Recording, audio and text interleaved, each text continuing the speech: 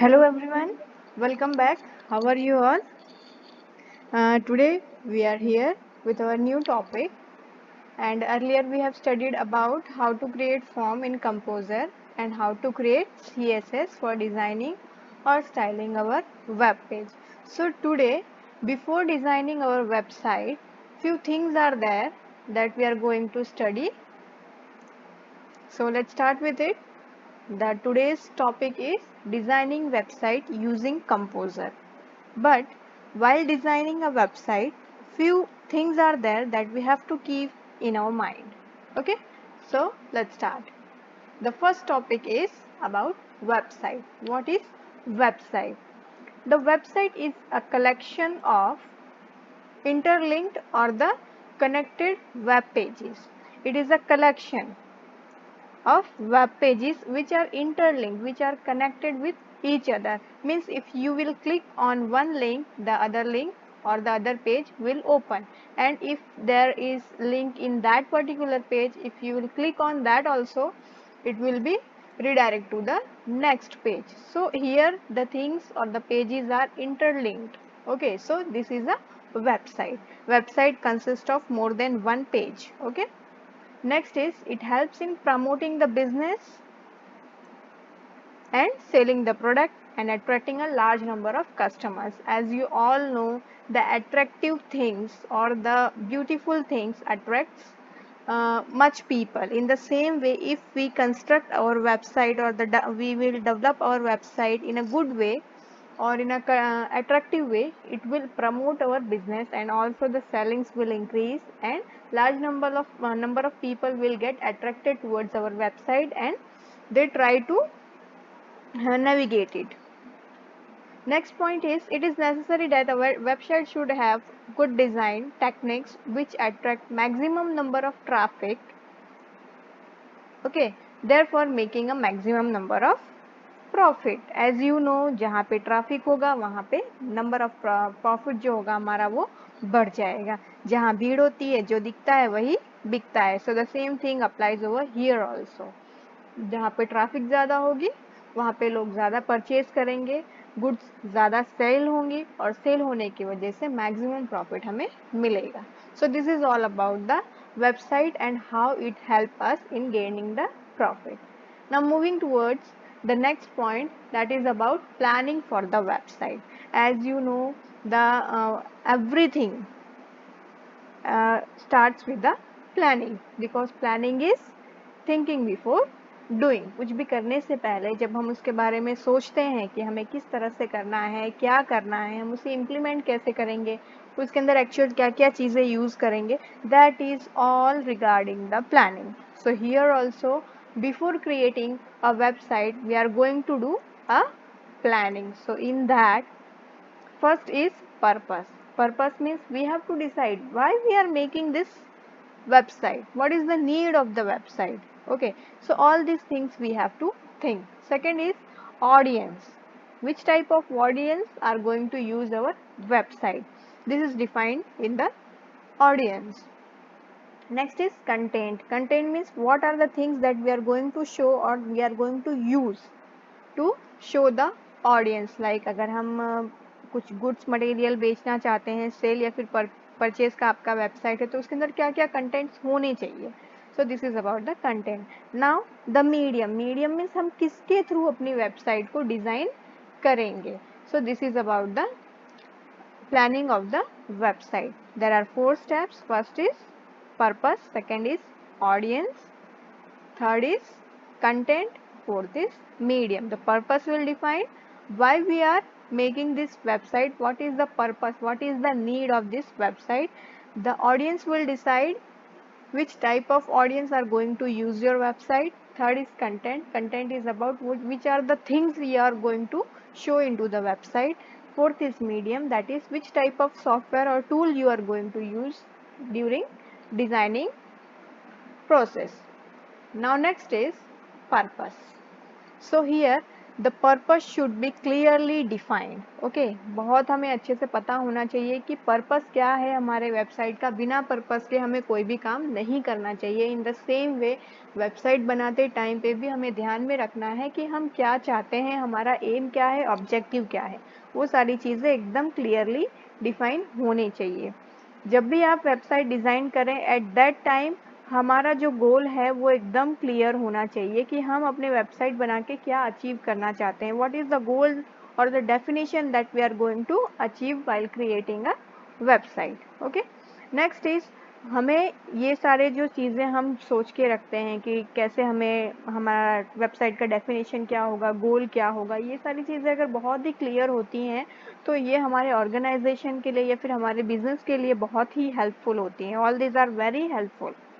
Okay, next thing is it provides information to the group of people or it may attract the new customer, like you can see here information to the group of people। अलग अलग लोगों को इसके बारे में information मिलती है।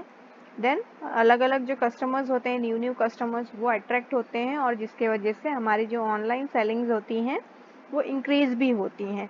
सो purpose decide करने से क्या होता है कि जो भी कंटेंट होता है और वेबसाइट होता है वो हम अच्छे से बना सकते हैं। Next one is having decided the purpose, the content and the layout of the website can be properly developed। आपको पता ही है, आपने सब कुछ सोच लिया है, तो आपको कंटेंट और जब लेआउट डिसाइड करेंगे आप तो आपको कोई ज़्यादा प्रॉब्लम नहीं क्रिएट होगी और आप इजीली अपना जो कुछ भी गोल है वो इम्प्लीमेंट कर सकते हैं। So this is about the purpose. Now moving towards the next point, that is audience. Audience means the people और the public that are going to visit your website। So keeping in mind those people, what we have to think? We have to think that audience should be provided with the general and the detailed information। This is very important that the information should be general and detailed। It should also be specific and non-specific। ये कभी कभी board exam का भी question है, कभी कभी पूछा जाता है कि which type of information should be provided to the audience। So your answer should be general and detailed and it also contains the specific and non-specific data। now हम पढ़ते हैं कि जनरल इन्फॉर्मेशन क्या होती है, डिटेल इन्फॉर्मेशन क्या होती है। जनरल इन्फॉर्मेशन जो होती है जो सबको पता होती है, पर हमें उसके बारे में नॉन स्पेसिफिक डेटाज देने हैं, जैसे हमें उसके अंदर बहुत डिटेल में नहीं बताना है। अगर आप जनरल इन्फॉर्मेशन दे रहे हो तो बस ऊपर ऊपर से हमें वो एक ओवरव्यू दे देना होता है कि हमारी ये वेबसाइट है, हम इसमें ये चीज़ें करते हैं। आपको ज़्यादा कुछ चीज़ें बताने की ज़रूरत नहीं होती है। In the same way detailed में क्या होता है, हर एक इन्फॉर्मेशन को हमें डिटेल तरीके से एकदम अच्छी तरीके से डिफाइन करनी होती है, that is a detailed. Now coming towards, it also contains the specific and non specific. तो स्पेसिफिक में क्या होगा, स्पेसिफिक में होगा कि कोई भी पर्टिकुलर वर्ड है या फिर प्रोडक्ट है उसके बारे में हमें बहुत ही कट टू कट इन्फॉर्मेशन देना है। ओके, जो उसके रिलेटेड ही हो, दूसरे किसी टॉपिक को उसके अंदर इंक्लूड नहीं करना है, जो चीज़ है उसी के बारे में हमें इंफॉर्मेशन देनी है। And the opposite of specific is non specific, मतलब अगेन द जनरल वन और the common information. Now the proportion of the different type and the extent of detailed information and specific information depends on the nature of the expected audience। अब देखिए, आपने detail information दे दिया हो, specific information दे दिया हो, general दे दिया हो या फिर नॉन स्पेसिफिक डिटेल दे दिया हो, ये चारों इन्फॉर्मेशन में से ये डिपेंड करता है ऑडियंस पे कि वो कौन से टाइप का इन्फॉर्मेशन लेना चाहते हैं। अगर वो आपके इन्फॉर्मेशन को एकदम स्पेसिफिक तरीके से पढ़ना चाहता है, मीन्स टू द पॉइंट ही पढ़ना चाहता है, then he can go to specific information. अगर उसे बहुत ज़्यादा डिटेल में जानना हो तो डिटेल इन्फॉर्मेशन भी हमारे पास है ही, जिससे वो पढ़ के इन्फॉर्मेशन ले सकता है। आपने देखा होगा कि फ्लिपकार्ट में स्पेसिफिकेशंस होते हैं जो बहुत डिटेल्स में होते हैं और थोड़े थोड़े ओवरव्यूज जो होते हैं वो ऊपर होते हैं। तो जनरल इन्फॉर्मेशन जो होते हैं वो इमेज में रहते हैं, ऊपर ऊपर छोटे छोटे इन्फॉर्मेशन, और जो स्पेसिफिक और डिटेल इन्फॉर्मेशन होते हैं वो जब आप स्पेसिफिकेशन वाले टैब पे क्लिक करते हैं तो आपको एकदम डिटेल सा एक लिस्ट मिल जाता है इन्फॉर्मेशन का, that is your specific and the detailed information. So ये डिपेंड करता है कि ऑडियंस क्या देखना चाहता है। The users expectation from the website are important। हम जब भी हम वेबसाइट बनाते हैं उस टाइम पे यूज़र क्या एक्सपेक्ट कर रहा है वो हमें ध्यान में रखना ही है। अगर हम बिना उनके ध्यान में रखे और वेबसाइट बना देंगे तो वो कोई भी पर्पस सर्व नहीं करेगा, क्योंकि जो यूज़र को चाहिए वो तो फुलफिल हो ही नहीं रहा है। So it is important that users expectation should be on the top priority. Okay, now the next consideration is the speed of the connection. तो कभी कभी क्या होता है कि यूज़र का जो इंटरनेट की स्पीड होती है वो कम होती है, या फिर कभी कभी बहुत अच्छी होती है या एवरेज होती है ना। अब इसमें प्रॉब्लम क्या होती है कि अगर हमने बहुत सारे बड़े बड़े इमेजेस डाल दिए हैं, ग्राफिक्स डाल दिए हैं, तो they take too much time to load. Okay, time तो लगेगा ही उन्हें लोड होने में। तो इसके साथ साथ क्या होता है कि अगर यूज़र का इंटरनेट कनेक्टिविटी का जो स्पीड है, कनेक्शन का स्पीड है, वो अगर लो होता है तो इमेज को लोड होने में टाइम लगता है। और इसके वजह से क्या होता है कि कभी कभी जो इमेजेस होती हैं उनको डाउनलोड होने में भी टाइम लगता है, और जिस वजह से यूज़र जो है वो फ्रस्ट्रेट भी हो जाता है कि ये तो इमेज तो डाउनलोड हो ही नहीं रही है, इमेज तो उन्हें दिख ही नहीं रही है। तो इस वजह से हमें क्या करना है, हमें ये चीज़ों को अवॉइड करनी है। जितना हो सके हमें अपने इन्फॉर्मेशन को स्प्लिट करके डालना है, छोटा छोटा करके स्प्लिट करके डिटेल इन्फॉर्मेशन डालनी है, ताकि एक साथ डाउनलोडिंग की स्पीड कम ना हो जाए या फिर डाउनलोड होने में ज़्यादा टाइम ना लगे। ओके, द यूज़र और अगर डाउनलोड स्पीड सॉरी इंटरनेट की स्पीड अगर कम हो, ऊपर से ग्राफिक्स बहुत ज़्यादा हो, तो क्या होगा, डाउनलोड होने में बहुत टाइम लगेगा, जिसके वजह से यूज़र क्या होगा, इम्पेशेंट हो जाएगा और हमारी वेबसाइट वो छोड़ देगा बीच में से ही, और हो सकता है वो दूसरा कोई वेबसाइट प्रीफर करने लगे ये सोच के कि ये वेबसाइट तो लोड ही नहीं होती है। ओके, सो जैसे मैंने बताया कि ये सारी चीज़ें हमें इग्नोर करनी है, इन सारी चीज़ों को दूर करना है। तो जितना हो सके हमें अपने वेबसाइट को स्प्लिट करना है, छोटे छोटे ब्लॉक्स में डिवाइड करिए, या फिर हो सके तो कम से कम ग्राफिक और मीडिया फाइल्स आप यूज़ करें, जिसके वजह से वेबसाइट जल्द से जल्द अपलोड हो और जल्द से जल्द रिफ्रेश हो। Okay, this is about the audio. Now coming towards the content. Now about the content. Content means what are the things that we are going to show to the users. तो जो भी content होता है that should be complete, it should not be incomplete. जो भी information है वो complete होना चाहिए और relevant होना चाहिए। ऐसा नहीं कि कोई भी information डाल दिया है और incomplete हो, इस तरह से हमें नहीं करना है। हमें सारी चीज़ें complete डालनी है और relevant डालनी है, जिसके related जो चीज़ है वही चीज़ें डालनी है ना। अगर हम बहुत ज़्यादा इररिलेवेंट चीज़ें यूज़ करते हैं तो अगेन जो ऑडियंस होता है उसको जो चीज़ चाहिए होती है, उसकी जो एक्सपेक्टेशन होती है वो फुलफिल नहीं होती है, और इस वजह से the audience becomes frustrated. Now next is text and paragraph जो होते हैं उनको रीजनेबल लेंथ पे यूज़ करना चाहिए। बहुत लंबे लंबे पैराग्राफ भी नहीं लिखने हैं और बहुत छोटे छोटे भी नहीं लिखने हैं। इट शुड बी स्पेसिफिक, जैसे मैंने आपको पहले भी बताया है कि इट शुड बी स्प्लिटेड, छोटे छोटे भाग में आप थोड़ा थोड़ा करके इन्फॉर्मेशन देंगे तो it should be more reasonable. Okay, तो लेंथ बहुत ज़्यादा हमें बड़ी नहीं करनी है। Next is very important thing कि नेविगेशन जितना हो सके it should be made easier, जितना हो सके उतना ईजी कर दें ताकि यूज़र को पता चले कि वो कहाँ पे थे और कहाँ पे हैं। ओके, सपोज ऐसा हुआ कि हमने कोई परचेजिंग वेबसाइट बनाई है, यूज़र शूज़ को पसंद करते करते क्लोथिंग पे चला गया है, तो अब उसे पता होना चाहिए कि वो शूज़ पे था और क्लोथिंग पे आ गया है। तो नेविगेशन जो पार्ट होता है वो बहुत इजी होना चाहिए कि अगर उसे फिर से शूज़ पर शिफ्ट करना हो तो उसे वापस से पीछे पीछे ना जाके कहीं एक जगह पे वो क्लिक करे तो वो बैक पोर्शन में चला जाए। इस तरह से हमें कुछ नेविगेशन का करना चाहिए। नेक्स्ट इज ये जो क्लासिफिकेशंस होते हैं, सॉरी कंटेंट जो होते हैं, they are also divided into two parts. So the content is classified into the two parts, that is general and the details. मैंने आपको ये पहले ही समझाया है कि जनरल मीन्स क्या होता है कि ये हमें सिर्फ कोई भी वेबसाइट के बारे में, जो हमने वेबसाइट बनाई है वो, या फिर हमारी कंपनी के बारे में, ऑर्गेनाइजेशन के बारे में, प्रोडक्ट और सर्विसेज के बारे में इंफॉर्मेशन देते हैं। As you know it is general information, तो brief information helps user in determine what he is searching. It directs to the appropriate specific data and information about other available items at the site. तो ये क्या है, एक general information देता है। Okay, next one is detailed content, detail content में क्या होता है कि यूज़र को पूरा पूरा डिटेल में इंफॉर्मेशन मिलता है। ओके, जैसे कि वेबसाइट्स में प्रोडक्ट और सर्विसेज का पूरा पूरा डिस्क्रिप्शन मिलता है कि सर्विसेज में क्या टर्म्स और कंडीशंस है, अगर कोई प्रोडक्ट लिया है तो उसका प्राइस क्या है, वेट क्या है, then what are the things that are used, what are the materials that are used. So ये सब जो इंफॉर्मेशन होती हैं बहुत ही डिटेल में होती हैं, बहुत डिटेल में। So they are the detailed information about the product and the services. Now layout of the website must ensure easy access to the detailed information and the specific information. और दूसरी बात यह है कि ये जो डिटेल इन्फॉर्मेशन होती हैं, these information are very important, क्योंकि यही पढ़ के यूज़र को पता चलता है कि जो वो प्रोडक्ट और सर्विस ले रहे हैं वो किस टाइप की होंगे, और इसी की वजह से आपका ट्रस्ट बनता है।